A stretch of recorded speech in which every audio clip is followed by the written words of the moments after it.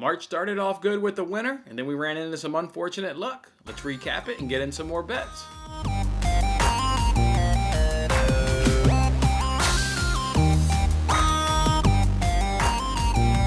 Hey, what's going on, everybody? It's Jason Mattis with Winning Bets. Thanks for hanging out with me on this episode. March started off with a winner. Let's go ahead and recap it. That's right. March started off with Everton on the double chance. Parlayed that with under 3.5 goals, and that cash as Everton won that game 1-0. I'll tell you what, that result was never really in doubt. Southampton couldn't really put too much pressure on Everton. Everton controlled that match. While they only won 1-0, it was definitely a nice, comfortable win there for Everton. So, yeah, parlayed that, the Everton double chance with under 3.5 and started off with a nice cash there. Then we got a nice second quarter cash with Luka going over 2.5, made threes. Again, he cashed that in the second quarter. That was a nice, just easy, good cash there for us. Then we stumbled into a little bit of trouble and some unfortunate luck. James Harden over 3.5 threes. He was more of a distributor last night. Really wasn't looking for his own shot. He took 4 less shots on average than what he's been shooting from the 3-point range. So, yeah, I mean, if he makes any number of those 4, or I should say attempts any number of those 4 from 3 like he's been attempting here lately, he's probably going to hit one more because he was at 3. I mean, he was sitting right there at the number. He just needed one more made 3. He comes up just a little bit short. Gary Trent Jr., that was a little bit of a heartbreak there for us. Had 8 points. 9 minutes after the first quarter, exited the game, and not only exited the game, but went to the locker room, wasn't even on the bench, had a groin strain. So, yeah, 8 points after the first quarter, gets a groin strain, does come back late in the second quarter with about 2 to 3 minutes to go, gets 1 bucket, so he's got 10 at halftime. Then he gets 17 at the end of the third quarter. He gets subbed out with 3 minutes to go in the third quarter. And then, I don't know if it was a combination of the groin strain or what, but obviously his minutes were reduced, and then he never took a shot the rest of the game. So he ended the game with 17 points. We needed him to get 19, so 1 bucket short. Just unfortunate that obviously he had the injury. Unfortunate that he didn't take any more shots. And then obviously unfortunate that his minutes were reduced there the second quarter because he's one of their big-time players right there with Dom. So obviously he would have gotten significantly more minutes in that second quarter if he wasn't getting his groin injury. That's just sort of the bad luck we've been running into here lately. And then Jared Allen, he didn't cash his prop total yet either. 4 for 5.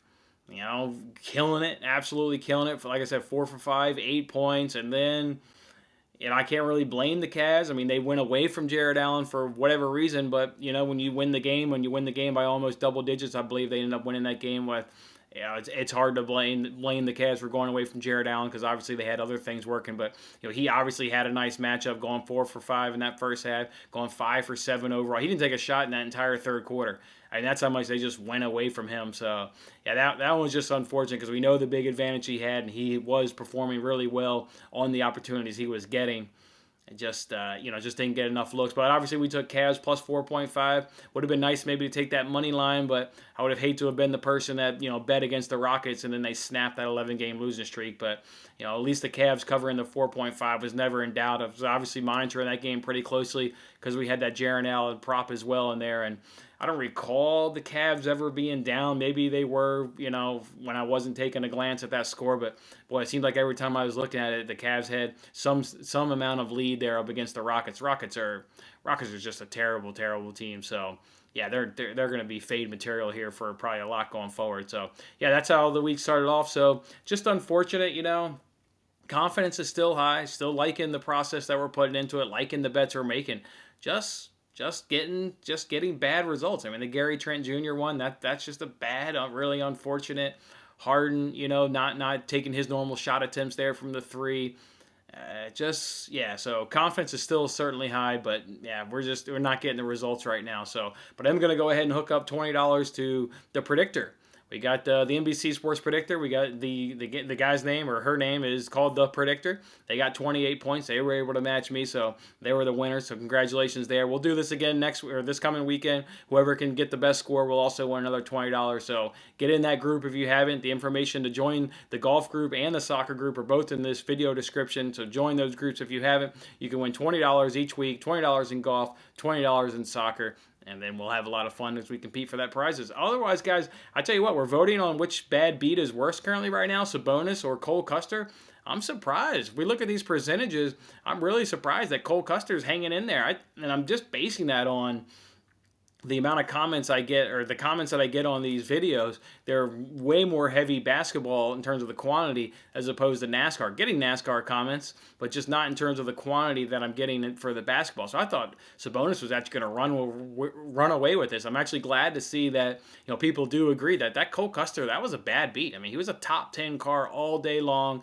Really unfortunate. He cuts his tire with 2 laps to go, and then obviously, free falls down the leaderboard. So I believe that was also a bad beat, and I'm glad to see that people also do agree. So that was a bad beat. So got 2 more days to get in the vote. If you haven't voted yet, go ahead and submit your vote. Which is the worst bad beat? Was it Sabonis, or is it Cole Custer there? I actually am not able to vote due to being the creator. I said I would have voted for Sabonis, but yeah, they didn't let me vote, so my vote's not counted in that total. So.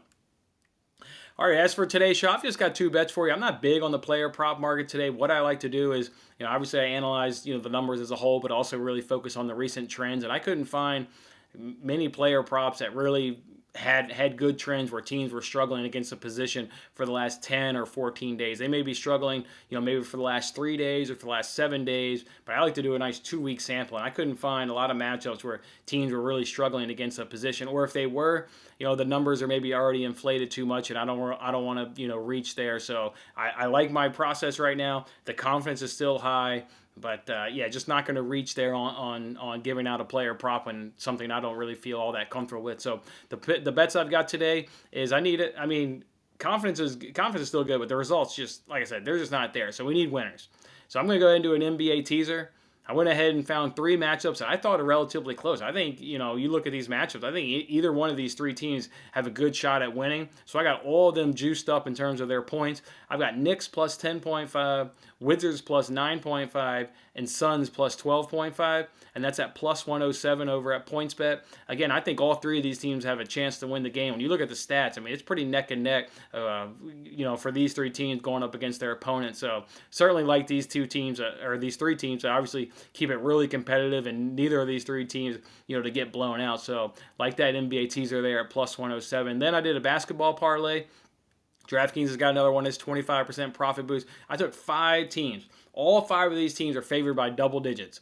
I'm just asking them to be cool and win the fucking game. Just win the game is all I'm asking for. Just get us a good result, put some money in our pocket. It's Alabama, Texas Tech, Boise State, Wright State, and LSU. Again, all these teams are favored by double digits. Just be cool and win the game. Win the game. Get us to a nice 2-0 sweep here on Tuesday. Get us some confidence still good. Get us some good results as we head on into the good Fox Bet Super 6, where I've already been doing the research and there's already matchups that I like. So we'll probably have a good amount of bets there on that Fox Bet Super 6. So it'd just be nice to hit on these two bets, these 2 parlays that I think are well within reach of cashing. So let's do that. Let's get a nice sweep, and let's get into Wednesday with still the confidence riding high, but get in there with some better results. So, all right, guys, go ahead and hit that like button. Let me know if you're going to go ahead and tail either one of these 2 parlays. Otherwise, I'll see you guys on Wednesday's show. We'll look to get in some good bets there, focused around the Fox Bet Super 6 contest, and we'll put some money in your pockets again on Wednesday like we will on Tuesday. All right, have a good one. Thanks for watching this episode of Winning Bets. I'm Jason Mattis. I'll see you again when we are celebrating the wins and making more winning bets. Don't forget to like, comment, share, and subscribe for more winning bets.